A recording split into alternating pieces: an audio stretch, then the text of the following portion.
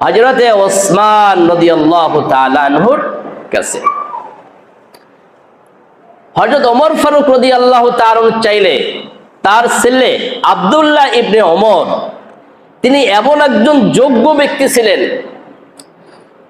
যিনি ইসলামের সকল বিষয়ে পাণ্ডিত্য অর্জন করেছিলেন, অলরাউন্ডার বলা চলে। আমরা যারা মাদ্রাসা লাইনে লেখাপড়া শিখেছি, কেউ মুফতি, কেউ মুফাসসির, এক একটা লাইন ধরে পড়াশোনা করেছি, সকল সাবজেক্টের জ্ঞান আমাদের সকলের নাই।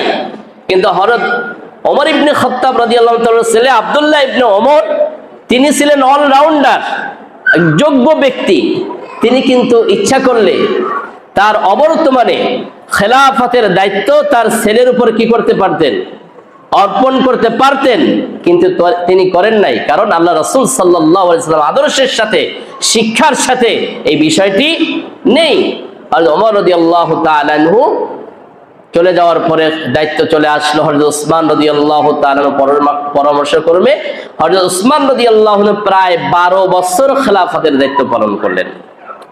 ওসমান রাদিয়াল্লাহু তাআলা আনহু চলে গেলেন, পরামর্শ করে